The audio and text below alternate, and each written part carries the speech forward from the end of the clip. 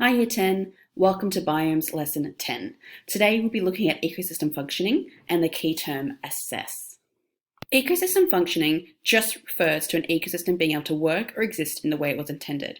How do all the different interactions that occur between the spheres, the food chain, nutrient cycles, and people work in order for an ecosystem to exist, to do all the things it needs to do?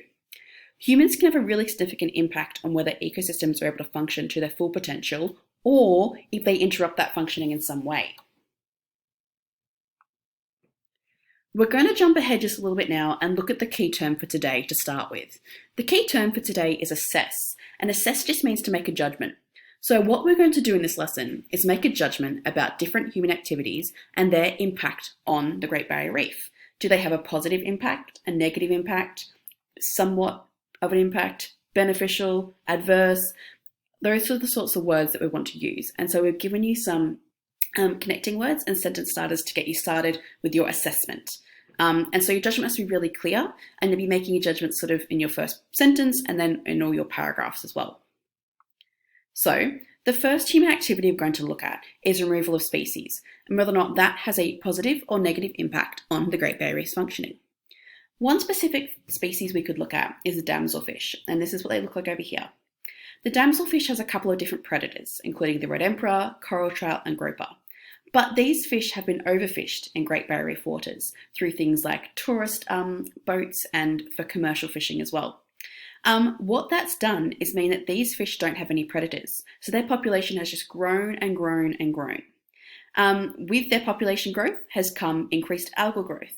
The algae then dominates the coral reefs and releases what we call organic carbon, which other microbes eat. These microbes then smother the coral by depleting the oxygen in the water or by introducing disease. So humans have had a really negative impact on the functioning of the Great Barrier Reef by overfishing and removing species from the food chain.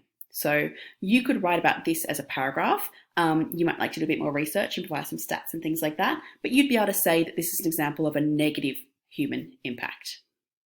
A second human activity that has impact on the Great Barrier Reef's functioning is climate change. Change is contributed to by a number of different human activities, such as burning fossil fuels, mining, the increased use of aerosols, pollution. All those sorts of activities contribute to climate change, and those activities have a negative impact on the reef's functioning.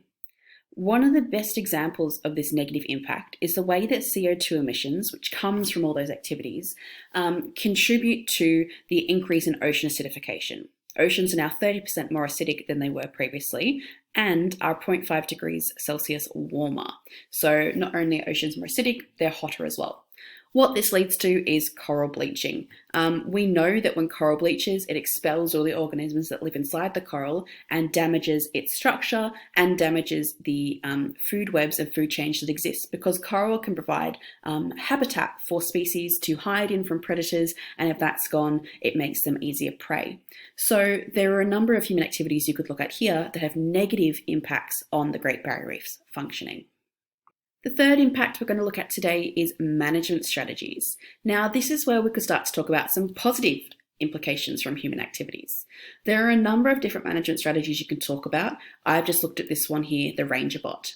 The Ranger Bot was developed by the Queensland University of Technology, QUT, to help to restore the reef, or protect the reef rather, from the crown of thorns starfish infestation. Now, we've talked about the COTS, the crown of thorns starfish, quite a bit, and we know that they're really dangerous for the reef because of the rate that they consume coral, which is equal to about 10 meters squared of coral per year per starfish, and there are millions of starfish on the reef.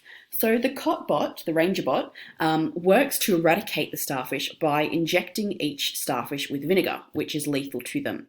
By working to eradicate the crown of thorns starfish, humans are having a positive interaction on the functioning of the reef because they are preventing damage from occurring. Now, officially, we could say that humans have contributed to the crown of thorns infestation to start with, but that's a separate issue.